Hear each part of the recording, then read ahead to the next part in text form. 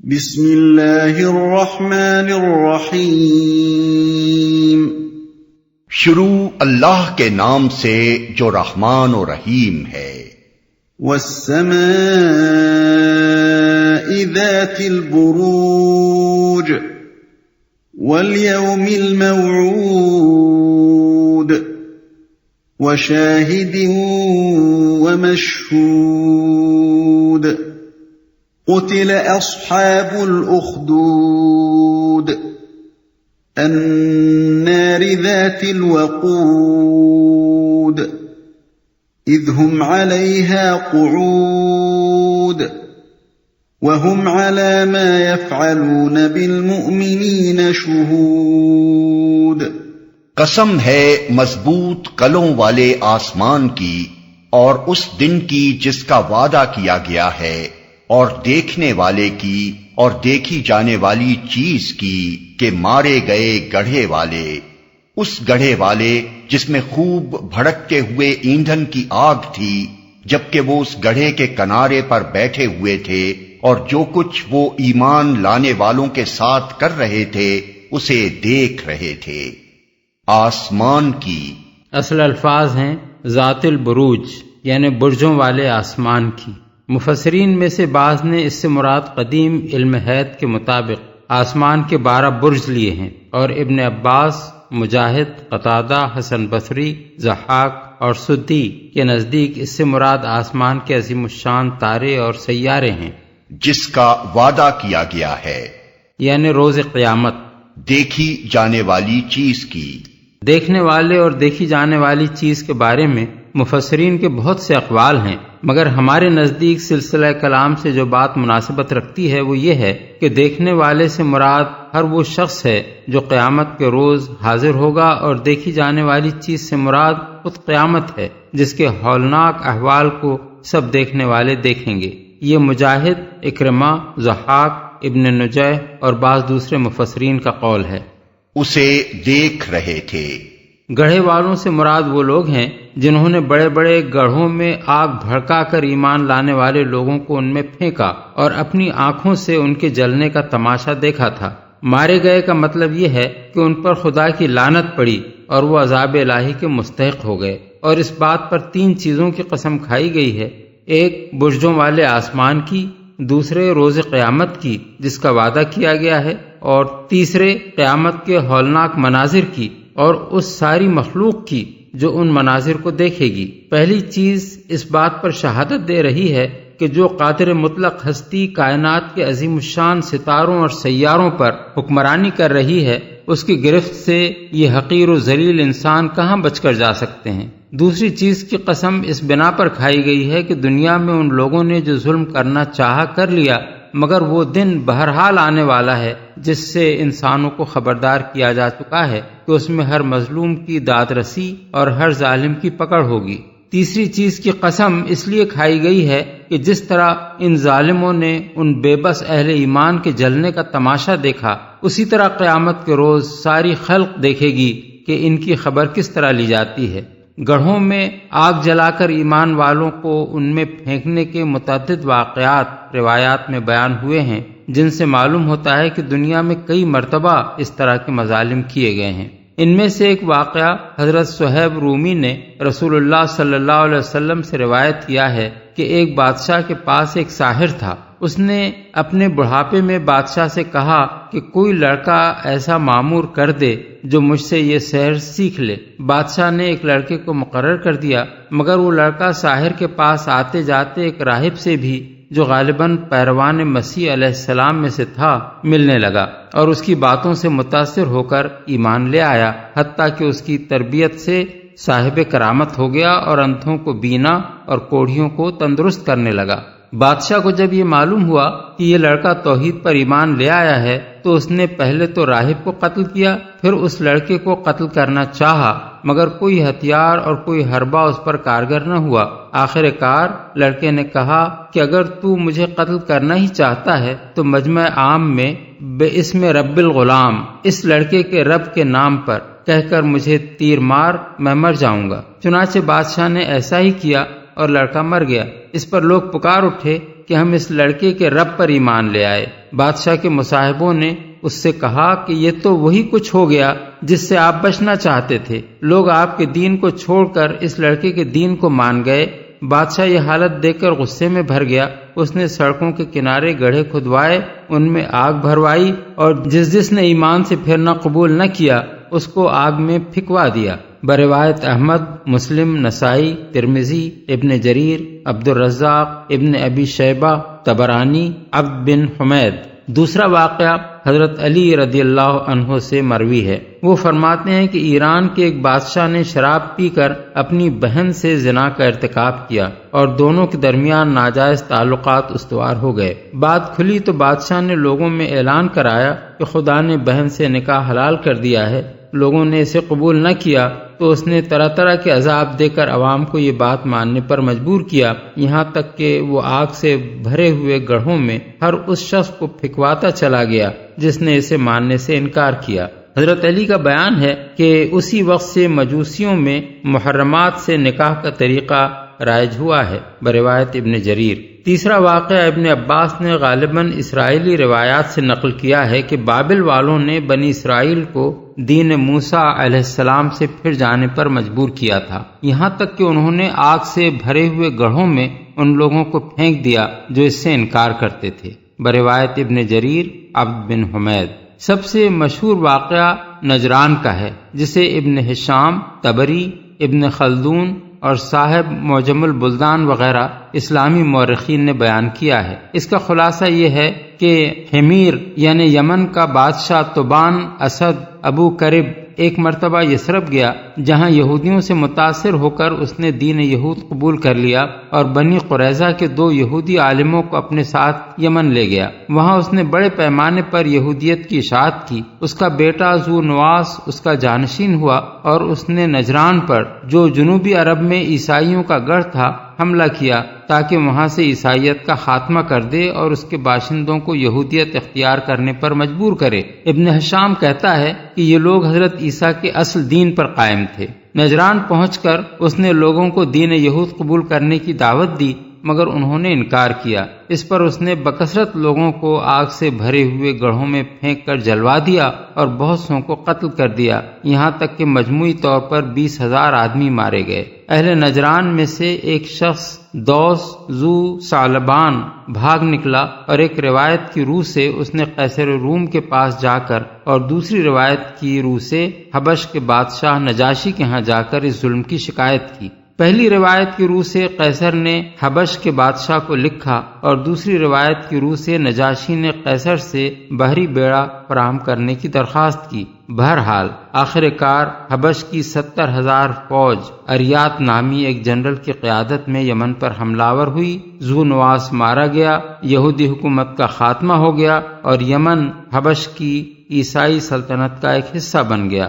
اسلامی مورخین کے بیانات کی نہ صرف تصدیق دوسرے تاریخی ذرائع سے ہوتی ہے بلکہ ان سے بہت سی مزید تفصیلات کا بھی پتہ چلتا ہے۔ یمن پر سب سے پہلے عیسائی حبشیوں کا قبضہ سن 340 عیسوی میں ہوا تھا اور سن 378 تک جاری رہا تھا۔ اس زمانے میں عیسائی مشنری یمن میں داخل ہونے شروع ہوئے۔ اسی کے قریب دور میں ایک زاہد و مجاہد اور صاحب کشف و کرامت عیسائی سیاح فیمیون نامی نجران پہنچا اور اس نے وہاں کے لوگوں کو بت پرستی کی برائی سمجھائی اور اس کی تبلیغ سے اہل نجران عیسائی ہو گئے۔ ان لوگوں کا نظام 3 سردار چلاتے تھے، ایک سید جو قبائلی شیوخ کی طرح بڑا سردار اور خارجی معاملات، معاہدات اور فوجوں کی قیادت کا ذمہ دار تھا، دوسرا عاقب جو داخلی معاملات کا نگران تھا، اور تیسرا اسقف یعنی بشپ جو مذہبی پیشوا ہوتا تھا۔ جنوبی عرب میں نجران کو بڑی اہمیت حاصل تھی،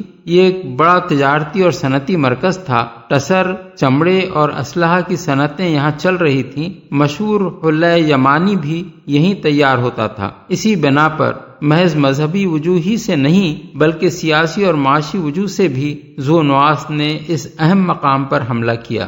نجران کے سید حارثہ کو، جسے سریانی مورخین ایریتھس لکھتے ہیں، قتل کیا اس کی بیوی روما کے سامنے اس کی 2 بیٹیوں کو مار ڈالا اور اسے ان کا خون پینے پر مجبور کیا، پھر اسے بھی قتل کر دیا۔ اسقف پال کی ہڈیاں قبر سے نکال کر جلا دیں اور آگ سے بھرے ہوئے گڑھوں میں عورت، مرد، بچے، بوڑھے، پادری، راہب سب کو پھینکوا دیا۔ مجموعی طور پر 20 سے 40 ہزار تک مقتولین کی تعداد بیان کی جاتی ہے۔ یہ واقعہ اکتوبر سن 523 عیسوی میں پیش آیا تھا۔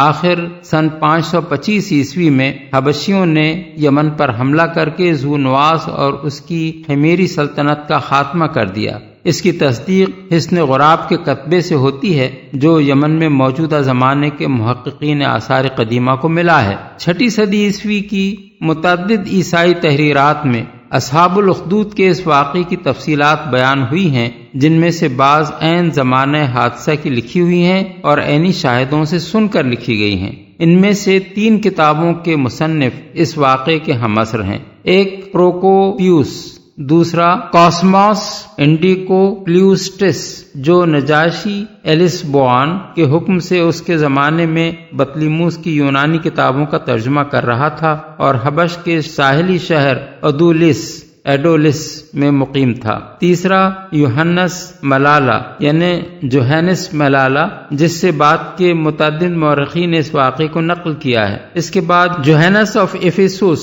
متوفی 585 عیسوی نے اپنی تاریخ کنیسہ میں نصارہ نجران کی تہذیب کا قصہ اس واقعے کے معاصر راوی اسقف مار شمون یعنی سائمیون کے ایک خط سے نقل کیا ہے جو اس نے دیر جبلہ کے رئیس ایباٹ فون گبولا کے نام لکھا تھا، اور مار شمون نے اپنے خط میں یہ واقعہ ان اہل یمن کے آنکھوں دیکھے بیان سے روایت کیا ہے جو اس موقع پر موجود تھے۔ یہ خط سن 1881 میں روم سے اور سن 1890 میں شہدائے مسیحیت کے حالات کے سلسلے میں شائع ہوا ہے۔ یعقوبی بطریق ڈایونیسیوس، پیٹریارک ڈایونیسیس اور زکریہ مدللی زکریہ آف میٹائلین نے اپنی سریانی تاریخوں میں بھی اس واقعے کو نقل کیا ہے۔ یعقوب سروجی کی کتاب درباب نصارہ نجران میں بھی یہ ذکر موجود ہے۔ الرہا یعنی ایڈیسا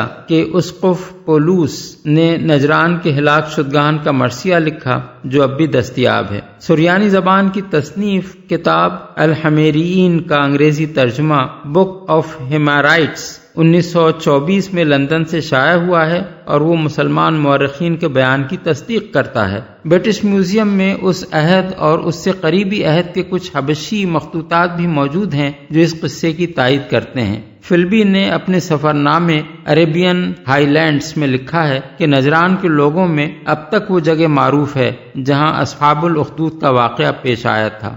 خرق کے پاس ایک جگہ چٹانوں میں کھدی ہوئی کچھ تصویریں بھی پائی جاتی ہیں، اور کعبہ نجران جس جگہ واقع تھا اس کو بھی آج کل کے اہل نجران جانتے ہیں۔ حبشی عیسائیوں نے نجران پر قبضہ کرنے کے بعد یہاں کعبے کی شکل کی ایک عمارت بنائی تھی جسے وہ مکہ کے کعبے کی جگہ مرکزی حیثیت دینا چاہتے تھے۔ اس کے اساقفہ عمامے باندھتے تھے اور اس کو حرم قرار دیا گیا تھا۔ رومی سلطنت بھی اس کعبے کے لیے مالی اعانت بھیجتی تھی۔ اسی کعبہ نجران کے پادری اپنے سید اور عاقب اور اسقف کی قیادت میں مناظرے کے لیے نبی صلی اللہ علیہ وسلم کی خدمت میں حاضر ہوئے تھے، اور مباہلے کا وہ مشہور واقعہ پیش آیا تھا جس کا ذکر سورہ آل عمران آیت 61 میں کیا گیا ہے۔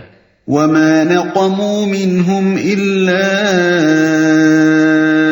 أَن يُؤْمِنُوا بِاللَّهِ الْعَزِيزِ الْحَمِيدِ الَّذِي لَهُ مُلْكُ السَّمَاوَاتِ وَالْأَرْضِ وَاللَّهُ عَلَى كُلِّ شَيْءٍ شَهِيدٌ۔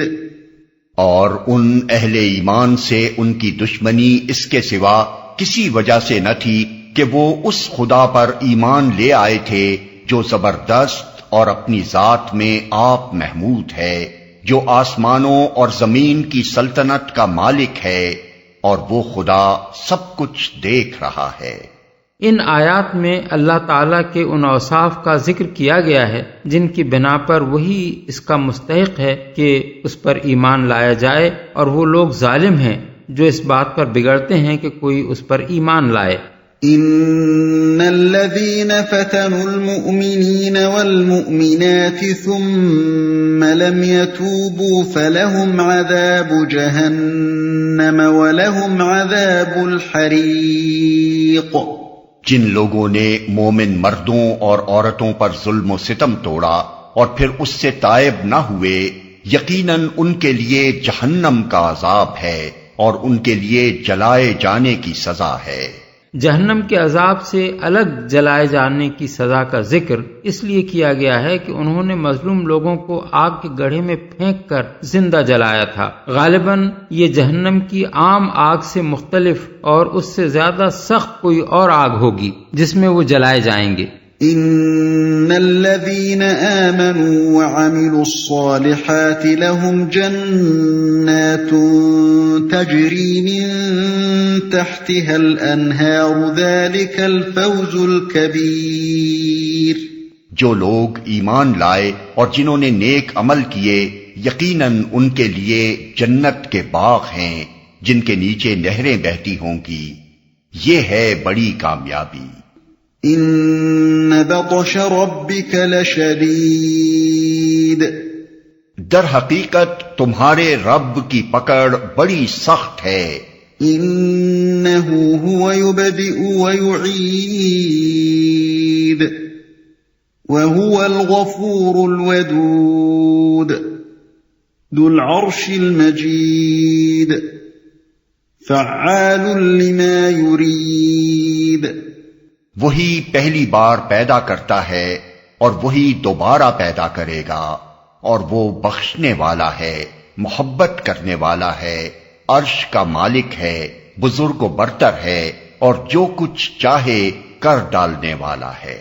بخشنے والا ہے کہہ کر یہ امید دلائی گئی ہے کہ اگر کوئی اپنے گناہوں سے باز آ کر توبہ کر لے تو اس کے دامن رحمت میں جگہ پا سکتا ہے۔ محبت کرنے والا کہہ کر یہ بتایا گیا ہے کہ اس کو اپنی خلق سے عداوت نہیں ہے کہ خامخواہ اس کو مبتلا عذاب کرے، بلکہ جس مخلوق کو اس نے پیدا کیا ہے اس سے وہ محبت رکھتا ہے، اور سزا صرف اس وقت دیتا ہے جب سرکشی سے باز ہی نہ آئے۔ مالک عرش کہہ کر انسان کو یہ احساس دلایا گیا ہے کہ سلطنت کائنات کا فرمانروا وہی ہے، اس سے سرکشی کرنے والا اس کی پکڑ سے بچ کر کہیں نہیں جا سکتا۔ بزرگ و برتر کہہ کر انسان کو اس کمینہ پن پر متنبہ کیا گیا ہے کہ وہ ایسی ہستی کے مقابلے میں گستاخی کا رویہ اختیار کرتا ہے، اور آخری صفت یہ بیان کی گئی ہے کہ وہ جو کچھ چاہے کر ڈالنے والا ہے، یعنی پوری کائنات میں کسی کی بھی یہ طاقت نہیں ہے کہ اللہ جس کام کا ارادہ کرے اس میں وہ مانع و مزاحم ہو سکے۔ هل اتاك حدیث الجنود فرعون وثمود، کیا تمہیں لشکروں کی خبر پہنچی ہے، فرعون اور سمود کے لشکروں کی؟ روح سخن ان لوگوں کی طرف ہے جو اپنے طاقتور جتھوں کے ضام میں خدا کی زمین پر سرکشیاں کر رہے ہیں۔ ان سے فرمایا جا رہا ہے کہ کچھ تمہیں خبر بھی ہے کہ اس سے پہلے جن لوگوں نے اپنے جتھوں کی طاقت کے بل پر یہی سرکشیاں کی تھیں وہ کس انجام سے دوچار ہو چکے ہیں۔ بل الذین کفروا فی تکذیب واللہ من ورائہم محیط، مگر جنہوں نے کفر کیا ہے وہ جھٹلانے میں لگے ہوئے ہیں، حالانکہ اللہ نے ان کو گھیرے میں لے رکھا ہے۔ بل هو قرآن مجید فی لوح محفوظ۔ ان کے جھٹلانے سے اس قرآن کا کچھ نہیں بگڑتا، بلکہ یہ قرآن بلند پایا ہے، اس لوح میں نقش ہے جو محفوظ ہے۔ مطلب یہ ہے کہ اس قرآن کا لکھا امٹ ہے، اٹل ہے، خدا کی اس لوح محفوظ میں ثبت ہے جس کے اندر کوئی رد و بدل نہیں ہو سکتا۔ جو بات اس میں لکھ دی گئی ہے وہ پوری ہو کر رہنے والی ہے، تمام دنیا مل کر بھی اسے باطل کرنا چاہے تو نہیں کر سکتی۔